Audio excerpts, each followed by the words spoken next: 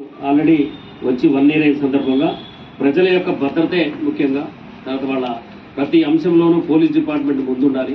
ఎక్కడ కూడా ఇబ్బంది కాకుండా లా అండ్ ఆర్డర్ కంట్రోల్ చేసే విభాగంలో పోలీసు ముఖ్యమైన భూమిక పోషించాలి. కాబట్టి మీ అందరూ చొరవ తీసుకొని చేయాలని మాకు ఇన్స్ట్రక్షన్స్ ఇచ్చి మనకు లక్కీగా ఇప్పుడే ఒక దాదాపు 148 మెంబర్స్ సిబ్బంది మనకి వచ్చి రిపోర్ట్ చేశారు. కాబట్టి ఏఆర్ సివిల్ కలిపి దాని తర్వాత మనకు కొంతమంది ఎస్ఐలు కూడా ఇప్పుడు మన జిల్లాకు ఒక 8 మంది కొత్త ఎస్ఐలు కూడా వస్తారు.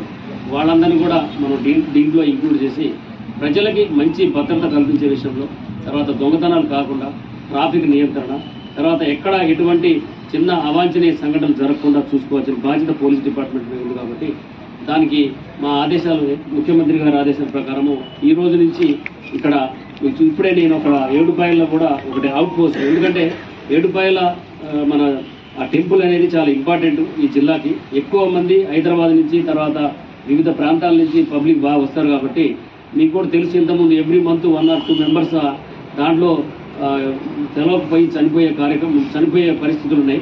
అట్లాంటివి జరగకుండాలని నేను వచ్చిన కాడి నుంచి కూడా ఒక వాళ్ళందరికీ చెప్పి అక్కడ ఒక రెగ్యులర్గా పోలీస్ పెట్టి ఇప్పుడు దాకా కూడా ఒక్క ఇన్సిడెంట్ కూడా జరగకుండా మేము కాపాడాము. అదేవిధంగా ఈ ఫ్యూచర్లో కూడా ఎవరు కూడా అక్కడ చనిపోవద్దు. తర్వాత అందరికి వాళ్ళ భద్రత ముఖ్యం కాబట్టి అక్కడ అవుట్ పోస్ట్ కూడా ఇప్పుడే నేను ఓపెన్ చేసి ఇక్కడ రావడం జరిగింది. అదేవిధంగా టౌన్లో కూడా ఏంటంటే మీరు చూస్తున్నారు మనకు మంచి సెంటర్స్ తయారు చేశారు. తర్వాత డివైడర్ ఉంది, తర్వాత సర్కిల్స్ అయినాయి, తర్వాత సిగ్నల్స్ అయినాయి. కానీ ఎవరు కూడా సిగ్నల్స్ పాటించట్లేదు. చాలామంది సిగ్నల్ జంప్ చేస్తున్నారు.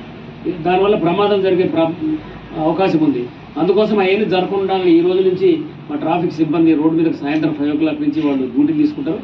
వాళ్ళందరూ కూడా ఏమేమి చేయాలో మీకు క్లియర్గా ఇన్స్ట్రక్షన్స్ చెప్పడం జరుగుతుంది. మొత్తం అందరూ కూడా మీరందరూ కూడా, ఎందుకంటే ఎంత పోలీస్ పెట్టినా కూడా పబ్లిక్ సహకారం లేదే ఏది కూడా సక్సెస్ కాదు. ఇలా ఉండి మెయింటైన్ చేస్తే మీరు ఆదేశాలు పాటించాలి. అంతేగాని మనం పట్టుకున్నప్పుడు చూద్దాంలే అని ఆ రెడ్ సిగ్నల్ ఉన్నా కూడా ఇష్టం వచ్చినట్టుగా ఒక 30 సెకండ్లు కూడా ఆగే పని లేకుండా చాలా మంది బిహేవ్ చేస్తున్నారు. దాన్ని అన్ని కూడా ఇప్పుడు వాళ్ళకి చెప్తాం. డెఫినెట్గా ప్రతి ట్రాఫిక్ సిగ్నల్ జంప్ వాళ్ళందరూ కూడా ఫోటో తీసి వాళ్ళందరూ కూడా ఫైన్లు పడే విధంగా మేము వ్యవస్థను తయారు చేస్తాము. ప్రజలు కూడా అర్థం చేసుకోవాలా. మీడియా మిత్రులు కూడా నా రిక్వెస్ట్ ఏంటంటే మీరందరూ ప్రజలకు తెలియజేయాలా. ఈ ట్రాఫిక్ తర్వాత ఎన్ని జంక్షన్లు ఎందుకు పెట్టారంటే చాలా రెగ్యులేట్గా చాలా ఉందాగా అందరూ ముందుకు పోవాలి. అంతేగాని ఇష్టం వచ్చినట్టుగా జిగ్జాగ్గా ట్రాఫిక్ ఉంటే ఒక తీరుగా ఆపోజిట్ డైరెక్షన్లో ఒక 100 మీటర్లు పోయి తిరిగి రాలేదు.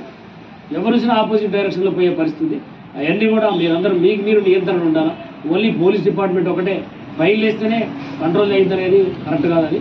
అయినా కూడా మా విధి మేము నిర్వహిస్తుంటాము. మా వాళ్ళందరూ కూడా ఇప్పుడు ఈ రోజు నుంచి రోడ్డు మీద ఉండి డెఫినెట్గా ట్రాఫిక్ని ఇంతకుముందు కన్నా మెరుగ్గా ఉండడం కోసం ట్రై చేస్తాం. 100% కాదు.